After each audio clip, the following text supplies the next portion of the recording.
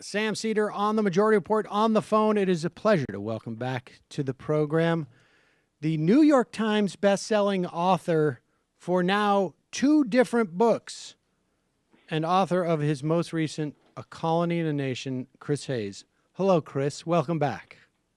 Sam, it's great to be here. You know, this week I was knocked down a peg by the debut of the Bill O'Reilly new book. He's got 2. The new one is about traditional values against snowflakes. I just thought, like, that's so perfect. He published that book this week to make the subtext text about what this all means. Like, is so his perfect. What is his? Does he have a subtitle on that? Is it something like "My Life"? Old school, I think. Yeah, I bet. Exactly. It's like it might as well be called like Good Old Boys or like My Life as a Madman. Yeah, that's pretty funny. Well, I'm sorry to hear that O'Reilly has knocked you out of the pole position there. But I mean, I've told you this before. I really enjoyed this book, and it's congratulations on its well-deserved success. But let's start with the title. Because it came from, was it research you were doing on the book, or I mean, was it something that you had come across before? I'd started to do research.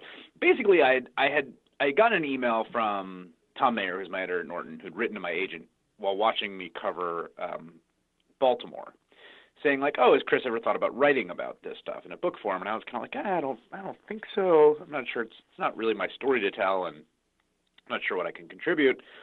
But I started sort of thinking about what I would do if I wrote about it. And I thought, well, I should go back. I was really obsessed with the concept of law and order because to me, I feel like in Ferguson particularly, I'd sort of had this realization of how important the order part of that formulation is. And so I was like, I should go back to sort of the original text of Law and Order, which is Nixon and particularly Nixon's 68 campaign. And I was reading the convention speech that he gave in Miami Beach, where he has this line. It's sort of a throwaway line where he says, black citizens, they want the same as white citizens. They don't want to be a colony in a nation. And that phrase just bowled me over because, first of all, it's basically what we constructed. But second of all, the other sort of theme that had been recurring through my head was just the degree to which police, in the environments I was in and the interviews I was doing, felt like occupying forces, felt like soldiers from a foreign army. And that phrase kind of catalyzed that in a way, and it sent me on this sort of interesting spiral back into our own colonial history and things like that. I mean, and the irony is, though, is that Nixon was not talking about law and order at all, right? He was talking about sort of like welfare, wasn't he? Yeah, that's exactly right. He was making a kind of, remember that Paul Ryan about like, we don't want this the hammock, right? Into a hammock, right? That was like, it was his own version of that like, basically that African Americans want, they want an independent access to industry and wealth and on the great American dream, and they don't want to just be a colony. They don't want to be like sort of sitting there getting state aid. But it's Nixon that sort of pioneers the kind of rhetoric and policy that is what begins the process of constructing this massive machinery of policing and jails and prisons and incarceration. Well, I mean, I want to circle back to that question. But if this really is a construct from Nixon, or if it's really just part of a continuum. Frankly. But before we get there, let's talk about how you use that phrase from Nixon, because you do sort of, and maybe I think you've just touched on it a little bit, but you specifically, which I found really, and maybe the most fascinating part was those direct parallels that you make to America as a colony and the relationship between that analogy between the way what you saw in a place like Ferguson or in Baltimore and what America was in the 1760s and 70s or so. I mean, it just lay that out for us a little bit. Yeah, I mean, what the sort of central thing I think to recognize that I didn't realize is that when we think about the revolution being about taxation and representation, that taxation is sort of a little bit misleading because we think of taxation, we think about our own tax system, right? Which is like, you file your forms or you got your payroll taxes and all this stuff, and none of that existed, right, at the time. All taxation was collected through customs enforcement, because that's how you tax stuff back then. That's how empires operated. They controlled their colonies, and they sort of taxed all the trade through tariffs, and customs enforcers were the ones who enforced that. And because of these strict customs laws, the colonies were just a hotbed of smuggling. In fact, not just like smuggling as a kind of ancillary activity, but actually as the main economic activity. The distilleries that produced rum in the colonies, which was sort of one of the central businesses of the colonies, ran on molasses that couldn't be imported from British islands, were imported from Dutch islands, and were all smuggled in. And, John Hancock was one of the biggest smugglers. So smugglers had tremendous social capital, lots of money. They were these central figures. And what happens is after the England spends a lot of money in a 7 years war with the French, in the French-Indian War, the new crown decides they're going to close the budget deficit by ratcheting up customs enforcement. And they crack down, and the crackdown is it's a set of police actions. I mean, I call it the first stop and frisk era. You've got these general writs of assistance that mean customs officials can search anyone anywhere. They can break into your house. They can look into your possessions. They can pull over any boat. You've got Benjamin Franklin writing about how insane it is to use the Navy, which starts getting dragged into this enforcement action, to essentially militarize your police, to use the Navy to be, dragging people. You've got John Adams talking about a central case in which a prominent lawyer, fights against these writs of assistance, and Adams comes away saying everyone in that room came away with the spirit of revolution. Then and there, the spark of revolution was lit. And you've even got Thomas Jefferson in the Declaration of Independence itself, in a line I just didn't realize was there, complaining of the king. In the list of complaints, he has sent hither swarms of officers to harass our people and eat out their substance. I mean, that's Jeffersonese for fuck the police. Right. And so, I mean, how does that, I mean, at one point you almost compare and contrast John Hancock with Eric Garner in selling sort of the illicit cigarettes, but it's obviously their stature is very different. But that notion of the, I mean, now bring that back forward in time. Yeah, like one way to think about the smuggling regime is to think about the drug war, right? So the state decrees some set of goods, prohibited, and those goods there's still demand for them. They still enjoy a certain amount of, they're not totally socially taboo, right? People use them, and they have an economic black market that gets, created around them. So in some ways you can compare the smugglers to drug dealers, but, Eric Garner wasn't a drug dealer. Eric Garner was just doing something that was almost directly parallel to what the smugglers were doing, which is that he was evading the tariff on cigarettes. I mean, he was selling these loosies that were untaxed, and so evading the tariff on this good. And for doing that, he was confronted by the police and ultimately choked and killed. And there's just some horrible, tragic irony that this man, who says in the final monologue, before he says, "I can't breathe," time and time again, he says, "Every time you see me, you want to come and harass me." And that's the word. That is exactly the word that Jefferson uses when he talks about the crown. He says he sent hither swarms of officers to harass our people and eat out their substance, make it impossible for them to make a living. And here's Eric Garner selling untaxed cigarettes, confronting the sentries of the state who are going to arrest him for exactly the thing that our founders engaged in and fought a revolution about. And so, and the other, I guess, use of that, there's not just the analogy in terms of the way that the police, but also the extraction, right? I mean, because the nation to a colony, you colonize basically to get resources, and right. that parallel also exists with Ferguson.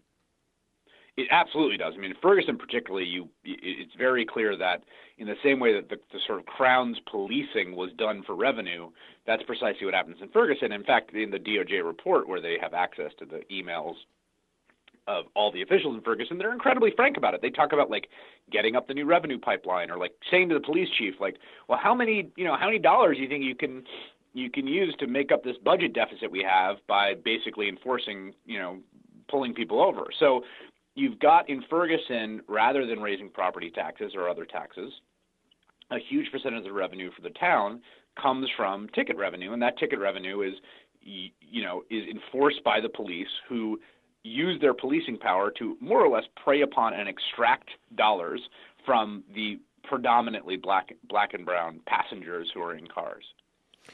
And so, and then I guess the other element of the colony and a nation is that one where you talk about the idea that this is that there's almost an occupying force. I mean, that it's not just. I mean, I guess that maybe ties in with the police stuff, but and also this notion of white fear, which I think you talk about as almost like an inheritance in some way.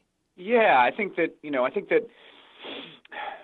the sort of occupying nature of it is the fact that we have these agents of the state who are there to maintain order in neighborhoods, who by and large in almost every case are not from the neighborhood, right? Sometimes they are, but the sort of institutional memory and culture of the place is external to it. They tend to view the places as, uncivilized hotbeds of illegality. I mean, you've got in Cleveland in a vehicle bay, the Department of Justice inspectors who are there see a sign calling that vehicle bay a forward operating base, which is, what the military uses to connote like a small camp deep in enemy territory in Afghanistan. You've got a Baltimore sergeant instructing his police before they go out for patrol to do not treat criminals like citizens, right? Like the whole point of the Constitution is that everyone gets treated like a citizen. Right. We all have constitutional protection. So you've got this mindset. James Baldwin writes in this essay I quote about the police walking through Harlem like a soldier in a foreign land. This mindset of this, you're in this foreign place, and it's hostile towards you, and you're there to kind of sublimate it and to subjugate it and to order it. And then driving the whole creation, driving Nixon's rhetoric and Donald Trump's rhetoric and Rudy Giuliani's rhetoric and, countless bits of rhetoric, through the years of this escalation is what I call white fear, which I say is this cultural inheritance that starts the day that the boat settling Jamestown comes ashore, and the captain writes the first entry in his diary, like, we were set upon by the savages. And the experience of settlement, of the frontier, of the slave plantation, for the white folks who are winning and conquering, even as they're winning and conquering, is one of this sort of paranoia and fear, right? Fear of the indigenous people, retaking their land, fear of slave rebellion, that idea that the sort of order that the settler colonial folks have managed to impose on what they view as this sort of barbarous new world, that order is contingent and might be taken back by the dark forces, and I use that term advisedly, outside the clearing. Like, that to me is like, that is central to our sort of inheritance as a nation. I mean, is the fear just the flip side of the coin of like of the extraction? I mean, on some level, right? Like, right, they're going to take it back, you mean? Right, yeah. I mean, it's not, well, we're taking something. So it's obviously like and whether that was we're taking free labor, we're taking, we're taking the reduced labor. I mean, we're taking huge economic benefit. I mean, the country was completely built upon this. And, there's always a backlash. I mean, so like the fear is not, or it's not necessarily, it's maybe organic's the wrong word, but the fear is sort of a second order issue, right? It's like, yes, right, no, right. I mean, I sort of say that in the book, right? Like, it's almost morally perverse to talk about like the fear of the slaver, like, right, like exactly. That's not the fear we care about, like he's doing horrible things, and the fear of the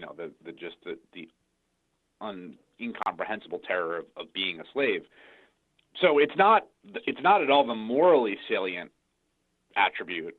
And it's not even the most salient attribute in some ways to the exchange, right? I mean, like the slave owner is extracting huge amounts of value. I think is also, in some cases, I think is sort of being transformed by the sadism and cruelty of the enterprise. But I think that as a descriptive matter of how we structure our thinking about particularly crime in this realm, it is just inescapably, its kernel is in that sort of passed down experience of white fear. I mean, on some level, right? It's a continuum. I mean, I guess I've just become more conscious of that continuum. I mean, there, whether it's like Michelle Alexander, or I think it was Carol Anderson who wrote that book, White Rage, and where there is this almost rhythmic quality to American history, where when there's any measure of emancipation, there is almost, I don't know if it's, how you calculate this, 2 steps forward, 1.5 steps back, 1 step back, half step back. But on some level, this is, is this dynamic a function of, is the carceral state that we see that you are in some ways describing, right? Both in terms of like small c and broader c, bigger C, I guess. Is that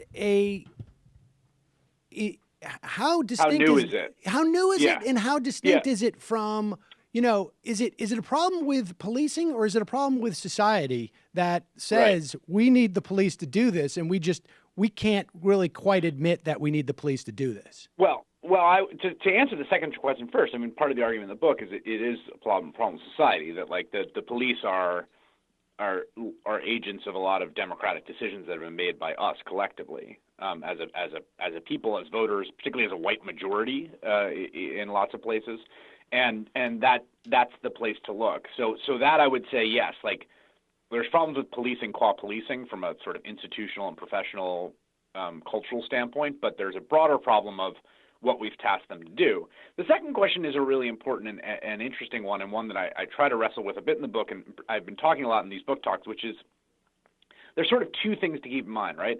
There's the continuity you're talking about, which is, it's crazy. You can go back and read accounts of police brutality in Harlem in 1919 and a riot that precipitated it, the death of a young boy at the hands of police, and it's like nothing's changed.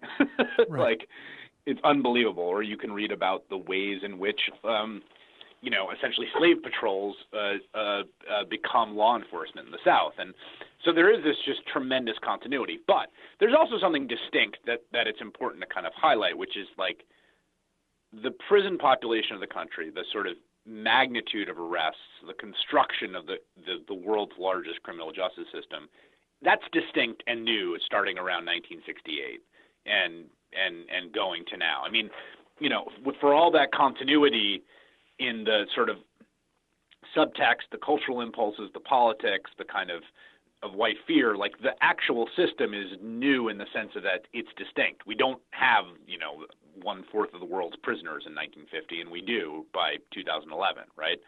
So we do construct this huge thing. The number of arrests go up, the number of prosecutions, the number of people in jail, the number of people in prisons, the number of, mandatory minimums and drug laws and enforcement dollars and seizure of, forfeiture and SWAT teams and no-knock raids. And all of these things are a distinct phenomenon that sort of starts in the late 60s and extends through today. And to what extent can you, what's the relationship between, in the event that we could dismantle, this is just the past 2 or 3 days have 2 things in the news that sticks out for me that are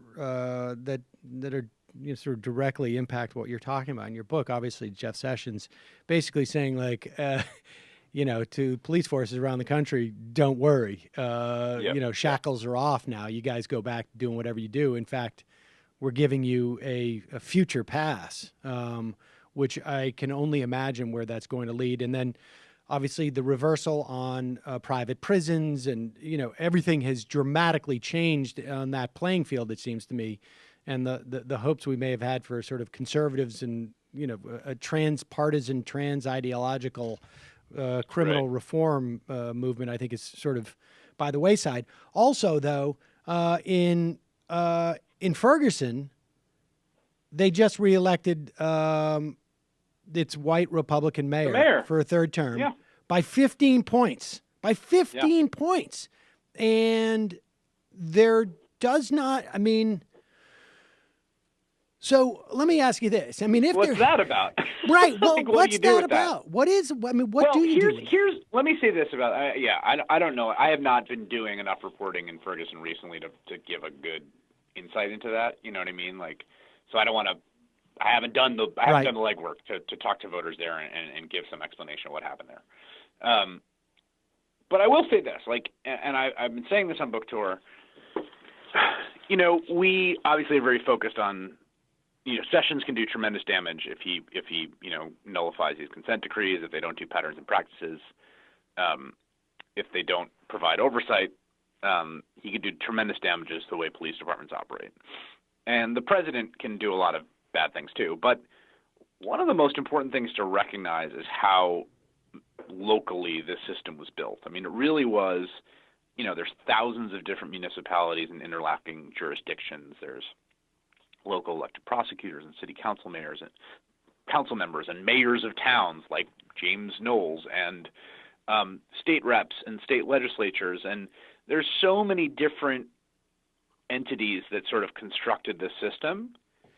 And in some ways that's hopeful for the following reason, that a lot of these people get elected in extremely low turnout elections. That if you are mobilized and committed to changing, you can. And we've seen some interesting organizing happening around prosecutor elections. There's one in Cook County. There was one in Orlando. Right now, Philadelphia is electing their prosecutor in a really interesting race. And in all those cases, if you're someone who's like, this matters to me, and you put in time and money and you volunteer and you organize, you can have a really huge impact leverage-wise, just because those races are so, they're so poorly paid attention to. True. I guess my concern on some level is that people's awareness of that problem and ability to organize it are obviously diminished if there is no federal sort of, I guess, threat, essentially, right? On some level, and on another, I guess, obviously can't speak to Ferguson, but you got a 67% black population there, and presumably there are a lot of activists in that in that community. And it goes to show. It is what fires people up, what gets them to pay attention. That is a broader sort of alchemical equation that you and I have actually talked about this, because both of us are in positions to sort of really see in this weird way, right, these metrics of what is sort of getting people fired up.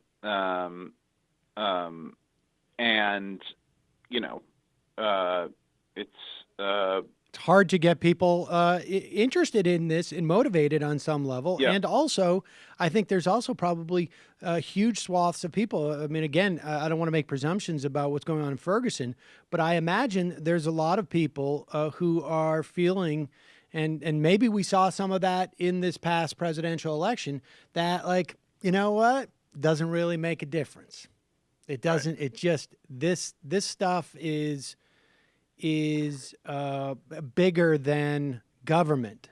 But in reality, in many respects, it is, but government starts to chip away at this, right?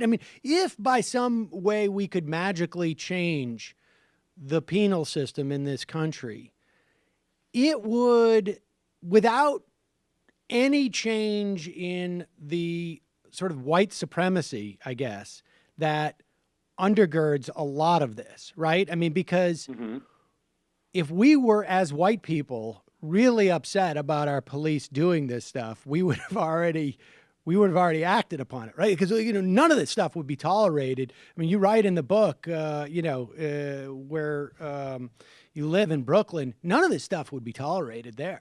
None of it. No, and certainly not. I mean, the other thought experiment I have in the book is like, if you take this policing method to like any elite campus, like people would lose their minds, right? Like, if like, I mean, what percentage of people walking around like a campus are carrying drugs at any moment? Like a non-insignificant. Right. If there was stop and frisk on the campus of Brown University, I think there'd be a lot of like phone calls that would come in from more than parents. phone calls, dude. Yeah, exactly. They would like, I mean, it would just be, so yeah. I mean, I guess you're sort of asking this hard question about like how you change the sort of deep structure of like sort of these white fear and pathology. Part of writing the book to me was just trying to get people to recognize when it's happening in them, when they're being appealed to in these terms. And I think it's really important to recognize how broad that appeal is. Like the appeal, it's not just like the, Trump voters in West Virginia. It's like, white liberals elected Rudy Giuliani the mayor of New York based on these same appeals.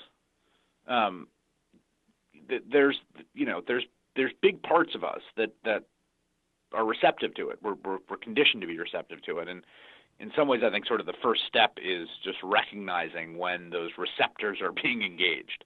Do you think it's, those receptors, do you think it's just fear? Or do you think it's, because you touch on the idea, and I should say that, I think you start the book out with sort of, your a personal experience. You end on one, on that sort of, and throughout you drop in those moments like when you're at the was it the RNC, I think, yep. was apparently trying to smuggle drugs into the RNC.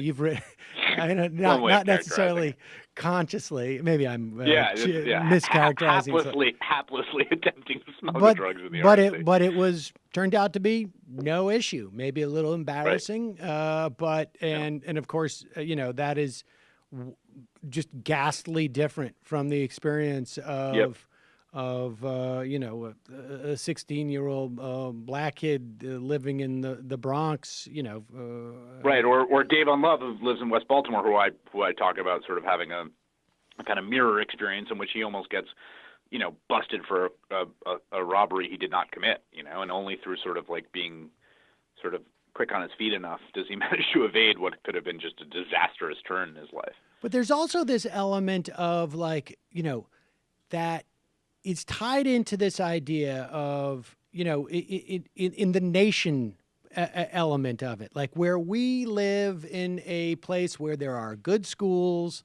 and there are good amenities and we want to live in a good neighborhood. And it's not just out of fear, right? There's some level. That's right. Part of it is we want, we have sort of, what we've done is we've sort of overlaid these different things such that like a good school and a good neighborhood mean these very specifically like racially loaded things, in a way that they don't have to, right? So like the desire to like send your kid to a good school is a genuine and universally held desire that, because of the way that we've chosen to structure society, means like sending them to a predominantly white school, right? Right. Like, and I think that part of the broader lesson here, and this is something I've really come to believe firmly, the broader lesson to me is just that it has a lot to do with what happens in the late 1960s on civil rights and civil rights enforcement, right? You get the Civil Rights Act, the Voting Rights Act, Fair Housing Act. And you have school systems going through this very torturous process of desegregating, finding different ways of desegregating, and being fought at every turn. And there's this sort of, you're from Worcester, so this I'm sure is sort of present in your cultural memory. There's the kind of like Waterloo of it all with the Boston busing fight. Mm-hmm. And what basically happens, post the 1970s particularly, is just as a society, we just give up on desegregation as an overarching policy goal. Um, in 2017, if you say like, I am running on a platform of desegregation, people will be like, you're crazy. What are you talking about? But that project was never completed at all. No, in fact, it's gone. Like, it's gone worse, I think. Yeah, it's gotten worse, and it's just like we had this project called desegregation and it was a brutal fight at every square inch, fought against, and eventually, like the forces that were fighting it kind of won. I mean, and they won in all sorts of ways. I mean, the Supreme Court, through a series of cases, particularly parents involved, which is a monstrous case, basically makes it impossible to desegregate schools. There's, the enforcement, the sort of, and then, there's an inertial quality to it, which is that once lines get drawn, and school districts are school districts, then it's like everyone is just in their place. And like, we've allowed all those borders and lines to harden, and we don't have anyone really at any level, like, talking about that as unacceptable and something that we should undo. I mean, it seems to me like that soft segregation, right, that we do now, right? It's not institutionally imposed, and right. But we've just organized things in a way to sort of take care of itself in some ways, right. Is like analogous to this dynamic of a colony nation. That is, maybe they're basically very similar. Structures, if not the same structure. It's just on one end of that is the tip of the tip of the spear being the, I guess, the policing, and the other end of that is just sort of like a general sorting, right? Like there's this metaphorical, ocean that we're the nation, and then we send ships to the colony. Right, that's right, and that's exactly right. And in some ways, like it's the distance of the inner life we've allowed to grow up between these sort of two regimes that also makes confronting it difficult, right? Because like it's sort of this out of sight, out of mind situation, and that's particularly true of New York circa 2017 in a way it wasn't of New York circa 1997, right? When, because of the much higher crime rate and because of the way the city sort of imposed itself on you, it was harder to just sort of like retreat into like a little like placid little corner of the nation, right? But that's what we've constructed. And I mean, obviously this connects to other broader themes in the work I've done and in my first book of like, it's just another way in which like the sort of trajectory of American life is towards this sort of like balkanization, particularly along kind of race and class lines, where it's like there are these small precincts that are, it looks like a society that's not a middle class society. I mean that's the shortest way to say it. But places of sort of protection, privilege, stability, thriving, and then huge places of the struggle.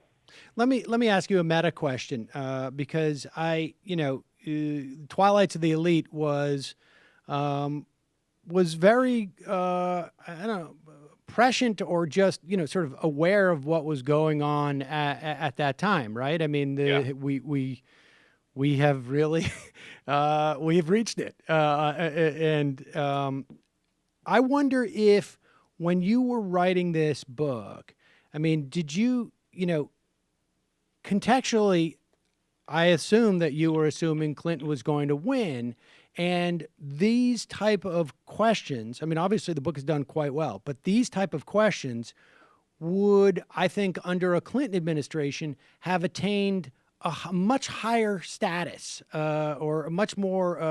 They would be much more central in the like national domestic political agenda. Yeah, indeed. Right? Because I mean, exactly. And I mean, how much? Yeah, because they would be, there would be legislative movement on some, criminal justice and policing reform. That would be a thing that, it's something she ran on, and something that, they would be working on, I think. And there would be a lot of people. I mean, I think like particularly the campaign was set up you know, and you know the BLM folks, and just there was a lot of the dynamic would have thrown these questions into a more central, I think, equation. So, like, what? How? I mean, just tell me your thoughts on that, you know, because you write this book, and I don't imagine when you wrote Twilight of the Elites that you anticipated, like, you know, because it was not the topics in that book were not as sort of like who was president was not as much of an issue, right? I mean, it's I think on some level. Yeah, although I think, you know, in one way I think that that's true from the domestic political agenda, but I think that, like, to me, the book is sort of more resonant now as a sort of what's going on in the world. What's going on in the world and the sort of mapping of the mind of sort of Trump's appeal, right? Right. I mean, yes. You know, I mean, I've come to realize that, like, part of what made Trump, you know, Trump's entire worldview is formed by being in New York in the 70s, 80s, and 90s, and it's a worldview that combines two things. One is, like, the experience of social crisis, unraveling, material decline. Things are getting worse. Things are going to hell in a handbasket. And that it's being done at the hands of some, you know, other. Right. Just watch Warriors, right? It's Warriors, right? Yeah, I mean, you remember? It is Warriors. I think his worldview, which is very much like, that's his worldview, that is, like, authentic. Like, I don't think there's always this question of, like, how much is he demagoguing and playing to his crowd, and how much is he, but that part of the worldview is authentic. And even though I thought of that experience of New York during those years as distinct, it turns out that those elemental experiences, decline plus blame for said decline on some other, is endlessly exportable to all sorts of corners of the country. Indeed. Oh, of course. You know, from Mahoning County to Erie County to McDowell County, West Virginia. Like, and nowhere is this more present to me than in the border rhetoric, because the border is his version of broken windows. Like, the idea of broken windows of, like, this, like, neurotic sense that, like, there's disorder and unraveling and it needs to be, like, staunched, right? And when you think about the border, it's like, why does the border wall have such outsized, you know, symbolic potency in the Trump canon? Particularly when you think, like, why does anyone in West Virginia care about the border? Right. Literally, what's it to you? They're not coming to, you know, coming to you. Like, and if they do, like, you know, the people are going to come maybe get a job somewhere, but the reason is because the border represents, you know, almost in, like, an overly literal way, right? Like, it represents that lack of order. It represents the sort of, like, incursion and the source of white fear and all the sort of stuff I talk about in the book, that kind of sense of contingency. They're going to take that land back. They're going to take it back. And the potency of that, I mean, nothing illustrates the potency, the continued potency, and the almost, like, endlessly universal potency of it than his election. And really, I mean, the two different types of policing that you talk about in the colony and the nation, right? I mean, it was perfectly mirrored almost in the campaign on some level, where he's talking about, you know, policing as maintaining order, and as opposed to the concept in the nation, which is like serve and protect. Yes, exactly. Yeah. That's exactly right. All right. Listen, I have you. I got to ask you just a couple of questions about the news, and I know people are going to go. Is there anything going on? I'm just looking at my phone. Oh yeah. Looks like some things happened. I got one thing that I keep wondering why nobody brings up. Where there's no speculation. I want to know if you've heard anything about this. Obviously, like, you know, with Nunes, why has the focus been exclusively on, okay, the idea that the idea that they were trying to whitewash this intel to bring it back to Trump, you know, right, to make this case that he had been wiretapped. Why does the fact that the timing of him going to the White House, literally hours after the first time he's been briefed by Comey in private as to what the status of the investigation is and who they might be following and whatnot, why has not the most obvious explanation come up that Nunes was going to tell Trump what they got. Right. I don't know. That's a great point. I'm glad you connected that dot. I mean, I understand. Nobody's like, it was the most obvious thing in the world, and Nunes must. The timeline is Comey gives them he gives him a classified briefing for the first time. Right, the public briefing was the first time. Prior to that, we had just seen that he wouldn't even he wouldn't acknowledge the existence of this investigation to any of the congressional leaders. Right, until Sessions is recused. Then he goes and he gives a public testimony. Then he gives private testimony, and then Nunes. Right. I mean, there's a reason why he's not sharing this stuff, because I'm not. I mean, maybe it exists. But Nunes knows he can't get to the White. Like, how else would he get word to the White House about exactly what he heard in there? Right. I mean, I don't know. Maybe this is just sort of off the wall, but I mean, it seems to me the most obvious thing. That's the most value that Nunes has to those people. Not that he can be, because they could have leaked this stuff to anybody. Right. Right.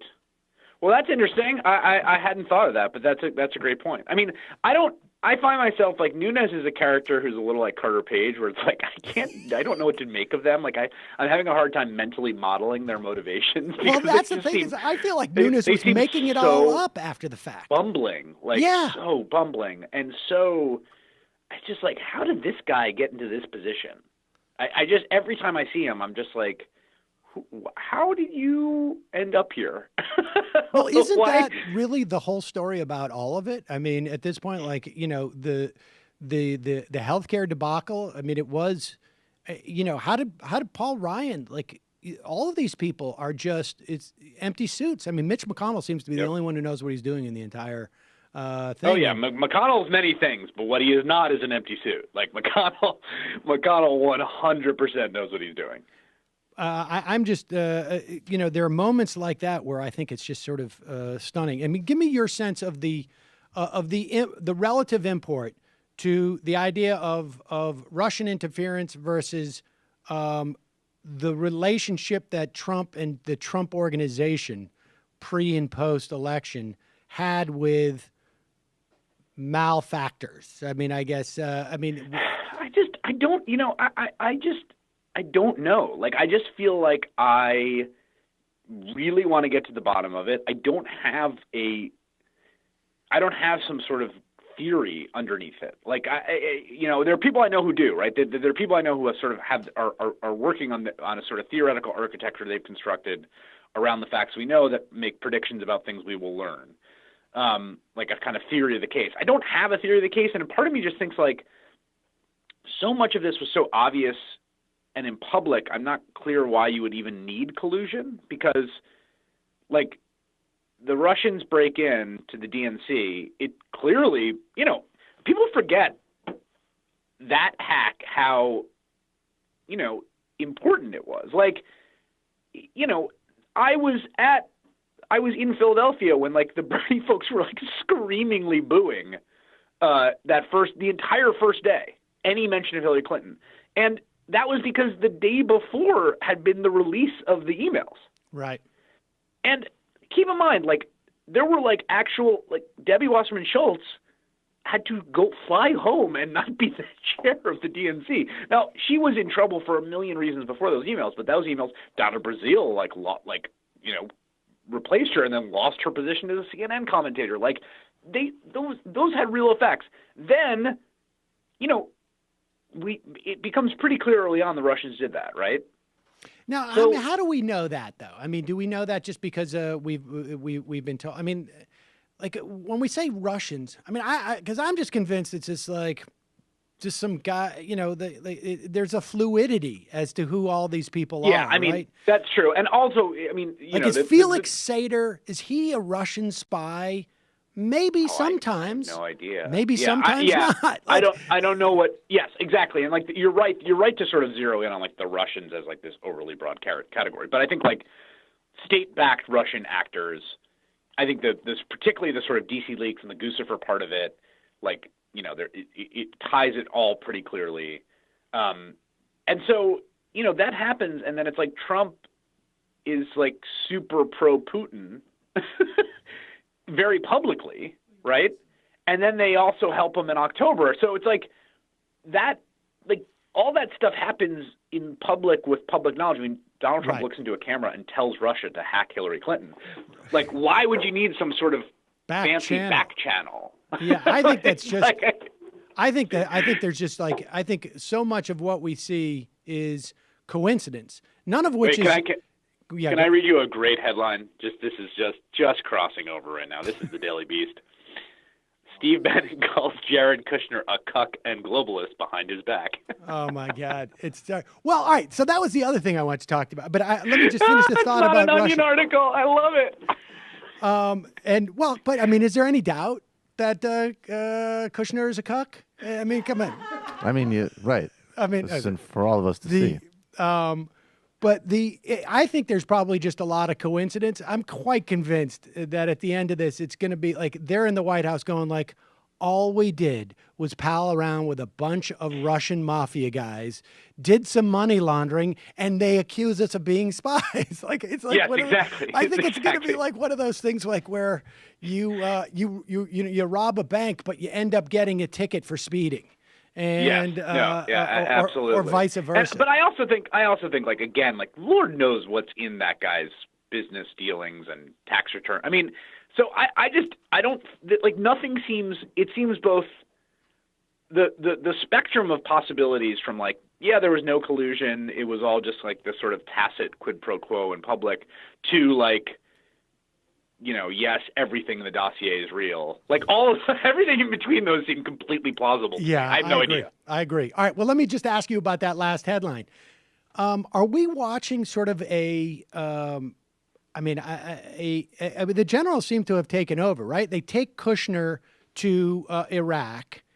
Then Roger Stone 2 days ago was talking on InfoWars about how Kushner is stabbing Bannon in the back. And then Bannon's out from the NSC. I mean, is it McMaster's or is it really Mattis in Iraq basically working on Kushner? And he's, Mattis is like, call your dad. Tell him that Bannon's got to be out. This stuff is serious.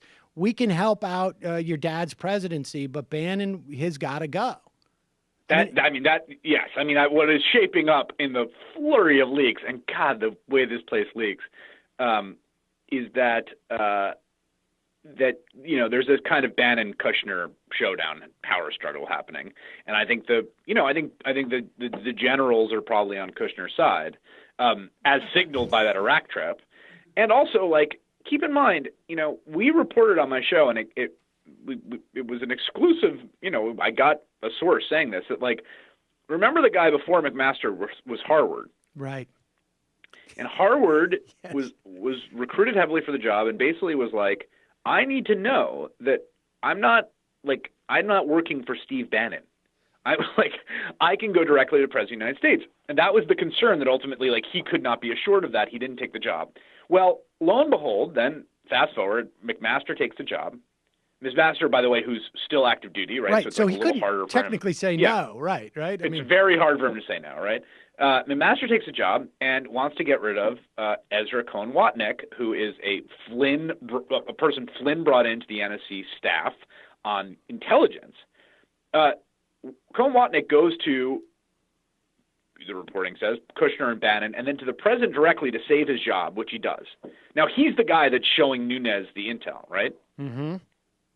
So that is just an unbelievable breach, right? To go over the National Security Advisor's head. That shows, I think that showed that like Harward's concerns were exactly right. Now McMaster somehow engineers a kind of revenge, right? Which is that gets Bannon kicked off the Principals Committee, gets Coates and Joint Chiefs back on, those two who had been on the sort of standing permanent Principals Committee under Obama, and I think is clearly sort of having his revenge on Bannon. And I mean, the spin yesterday was so hilarious. It was. There's a story that where Bannon is talking about like, I'm ready for a gunfight.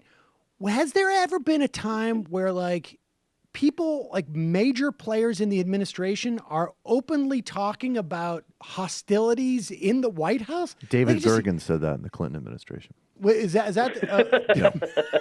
I mean, that seems insane to me, right? Jurgen also went around calling everyone a cuck. Right, he was famously a cuck caller. Surrounded by cucks. That was his memoir, actually. But is Bannon just basically getting ready to exit and making and just sort of Breitbartizing this whole thing, or what? I mean, I wonder, because Lord knows, like, both sides are leaking like crazy. I mean, I'm reading this Daily Beast piece here, and like, there's then there's the people that were shivving Bannon with the leaks about how he threatened to leave. I mean, that place is just, what a snake pit. It's just unbelievable. I mean, hopefully again, the generals will come in and just calm everybody down, and we'll just have this sort of this is like a soft military coup where they keep Trump. Well, you worry about that, right? Because that's clearly like Trump, who I mean, the guy doesn't know anything. He doesn't know anything. He doesn't.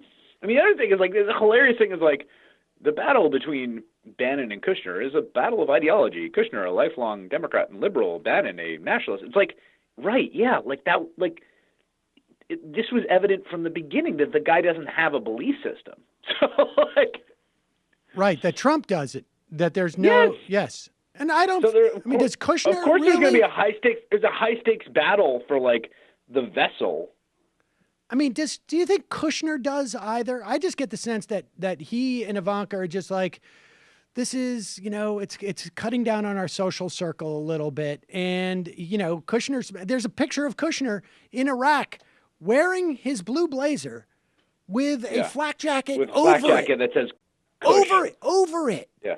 And all I'm thinking is, like, this guy's now, for the first time, surrounded by these military guys who it probably took them like 3 days before Kushner was just like, I'm totally on board with that. Like, completely just you guys are amazing. Overwhelmed.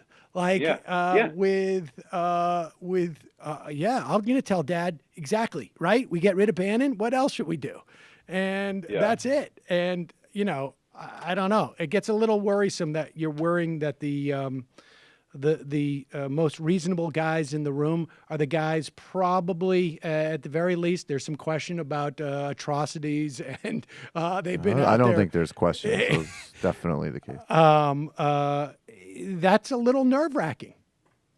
Yeah, it's really nerve-wracking. I mean, we sat in my office yesterday and we watched him do his press avail with the King of Jordan. By the way, if you had to be like, which one of these is the native speaker of English as the first language between these two? And, like, you can always see with him, like, when he's out past what he knows, which is often. Right. The only place where he was, like, sure-footed was when he's blaming Obama. The Iran deal was terrible. He gets a question about Iranian militias in Syria and Hezbollah, and it's just like nothing. There's nothing. And it's just like, it was just terrifying to watch. I found that plummeting quality of the stomach of, like, this guy's out there. He has no idea what he's talking about. He's kind of freelancing these answers. You'll see, and it's a big situation. And it's like just like the Barstool gas bag, but it's like that guy, if he wanted to, could go back into the White House and pick up a phone and be like, we're airstrikes in Syria. He could do that. Right. Like, it's terrifying. The only, I think, upside of him being so obviously out of his depth is that I get the sense that the rest of the world is just like, we don't really have to be too confused about what's going on, because the answer is always the guy just doesn't have a clue as to what he's doing. That is, it's so funny you said that, because we were debating this in the office yesterday, and, like, I think we all came to the conclusion that, right, like, a normal president would be seen as, like, making policy by things he says. Right. But that is not the case here, because everyone understands that he doesn't know what he's talking about. So, like, everyone just, like, chalk it up. It mitigates it that he's internationally known as a total clown. And he's less dangerous because of that, which is amazing. It's like there are some things that are so bad they're good, and this is worse. And people are just, well, Chris Hayes, I'll let you get back to work. I know you may have some news to talk about tonight. And You got some stuff that's coming in here on the old smartphone. There's still a couple hours left in the day, so Yeah, who knows? well, Maybe- I'm definitely leaving. I mean, Ned Resnikoff used to work for me as a Think Progress Now. It's just like, imagine being a 63-year-old man who unironically calls people cucks. I mean, who are these people that are running the country? Who Oy. are they? Oh, Terrifying. my God. Okay. A Colony and a Nation. Thanks so yeah, much. the book. Yeah, go buy some books. All People right. will buy this book. We'll see you later. Thanks, Chris. All right. All right, See you, bye. man. Hey, folks, don't forget to hit the subscribe button and check out our daily show. We do it every day at 12 p.m. Eastern for about 2.5 hours. We even take phone calls. You should check that out.